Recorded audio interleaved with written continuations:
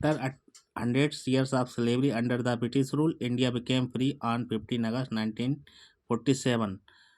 British शासन के अंतर्गत सैकड़ों वर्षों की गुलामी के बाद भारत 15 अगस्त 1947 को आज़ाद हुआ।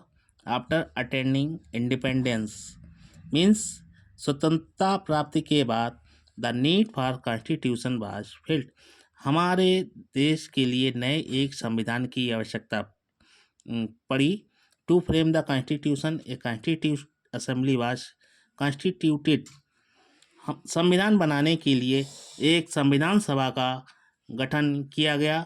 Under the chairmanship of doctor Rajendra Prasad the constitution was adopted on 26 January 1950। Doctor Rajendra Prasad की अध्यक्षता में हमारा संविधान 26 जनवरी 1950 को अपनाया गया। To mark this occasion we celebrate 26 January every year as Republic day.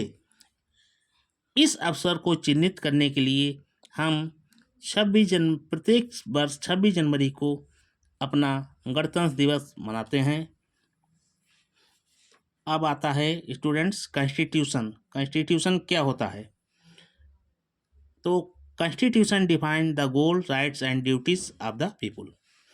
संविधान में लोगों के लक्ष्यों, अधिकारों और कर्तव्यों के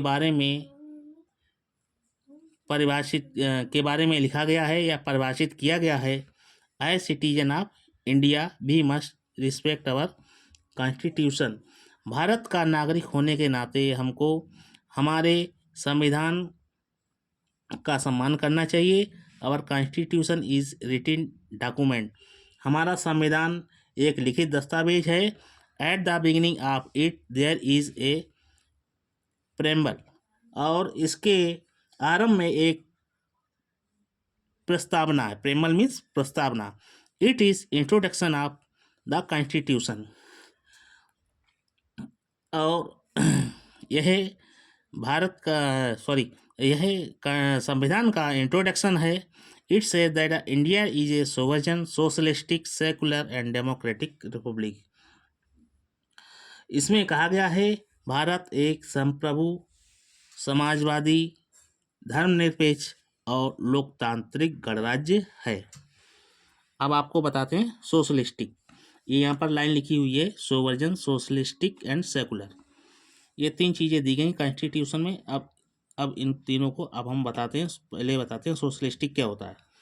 सोशलिस्टिक बच्चों होता है समाजवादी। It means equal right for all the people of our country. इसका अर्थ है हमारे देश के सभी लोगों के लिए समान अधिकार। There should be no difference between rich and poor. अमीर और गरीब में कोई भी फर्क नहीं होना चाहिए। Equal opportunity should be given to all Indian citizen. और भारत के प्रत्येक नागरिक को समान अवसर दिया जाना चाहिए। All citizen are equal in the eyes of law. और कानून की नज़र में सभी नागरिक समान हैं। ठीक है। इसके बाद आता है सेकंड, सेकुलरिज्म। सेकुलरिज्म मीन्स होता है धर्मनिरपेक्ष। It means all religions are equal. अर्थात सभी धर्म समान हैं। The constitution of India state that everyone is free to follow his own religion.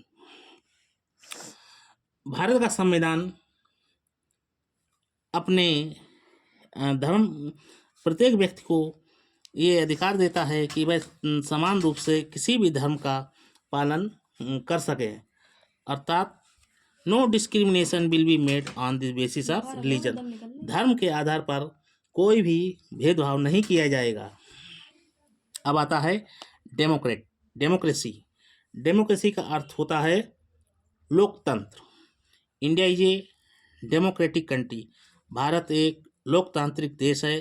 People elect their own representative to form government. लोग सरकार बनाने के लिए अपने प्रतिनिधि को चुनते हैं।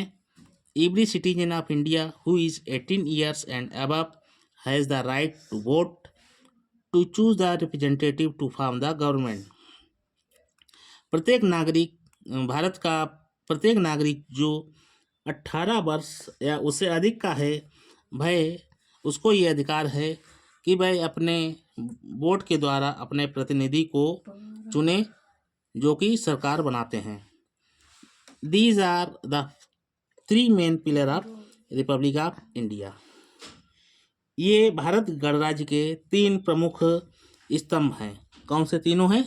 Number 1 socialistic, number 2 secularism, number 3 democracy.